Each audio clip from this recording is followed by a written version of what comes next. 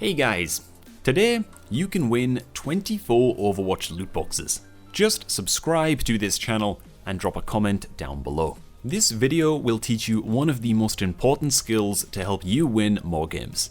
Enjoy.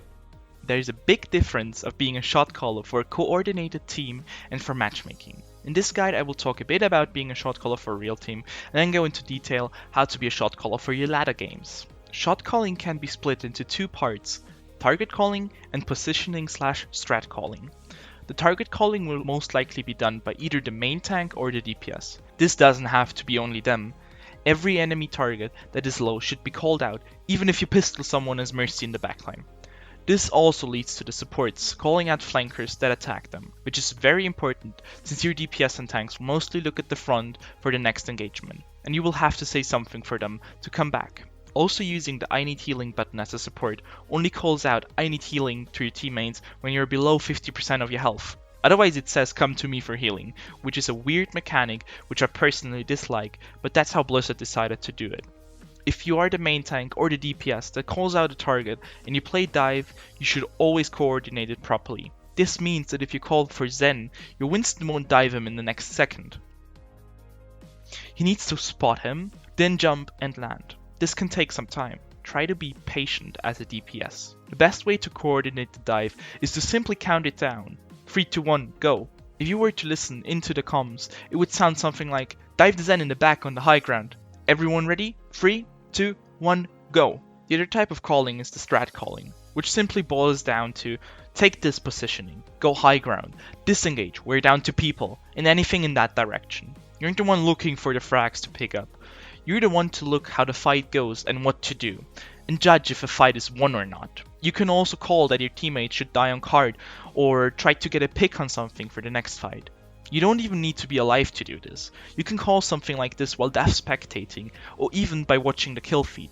This is mostly done by a Lucio, since he can move the team around. Or if you don't run a Lucio as support, it could be any other support. Since the supports have not only the most overview of the fight because of their positioning, but because they mostly don't need to aim that much and can keep an eye on the kill feed easier. There are some exceptions to this, even in professional play like. For example, in the old Envious team, Taimu, the Widow and Roadhog and McCree player, used to be the strat caller / positioning caller, and the target caller.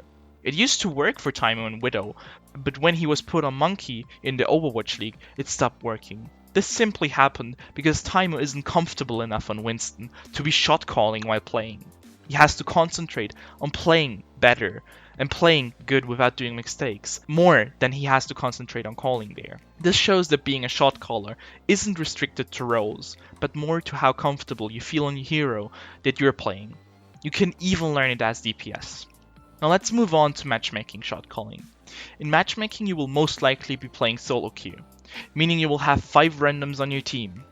If they are calling themselves, you should be very happy, because it rarely happens. It's good enough if your teammates are even in voice chat.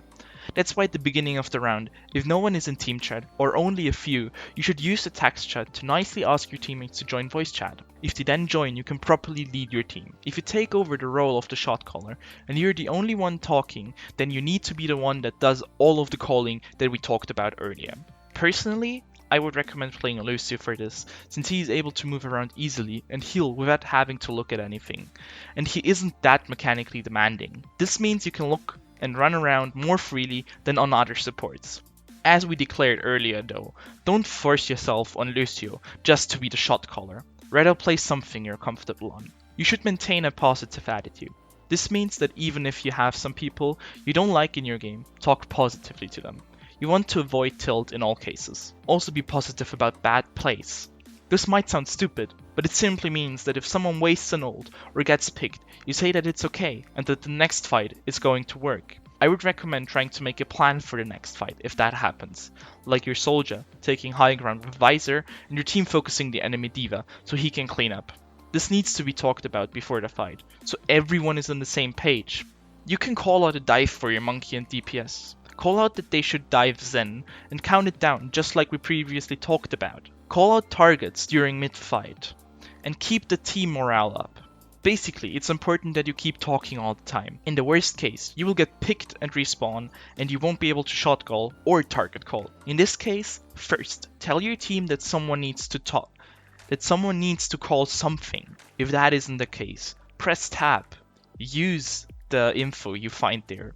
Look who is alive, what ults you have, and what ults the enemies might have. Try and shot call using tab, and tell them to use this and that ult if they feel confident that they will win. Also call for them what target to focus in that messy mid fight, even if you're dead and you can't see them. Another thing you should try to call out are ults. Keep an eye out for which player in the enemy team has done how much damage and might have what ult. You can also spectate how they play. If you notice that the enemy Zarya is aggressive and looks at the ground a lot, she will most likely use her ult. Call it out. If you see a D.Va flying in alone and not backing out, she will use ult. Call it out. If you see the soldier sitting on high ground, after a minute he might use Visor. Call it out. This might win you the fight and the game. Basically, being the shot caller in matchmaking is very demanding for you, not on a mechanical note, but on a mental note. You will need to be positive even if it goes downhill. You need to talk all the time, and you need to make the decisions and right calls. You also need to keep track of ults and time and how fights go. I personally would recommend using open mic for this type of shot calling in matchmaking. You can assign a mute button and mute yourself in the beginning and open the mic when you're walking into a fight and keep it open and talk until the fight is over. Alright, now that you've learned how to lead your team, it's time for the giveaway by Machina. If you want to be able to win 24 Overwatch loot boxes, just subscribe to this channel and drop a comment to say what you think. The winner will be announced in next week's video. Thank you for supporting Machina and GameLeap.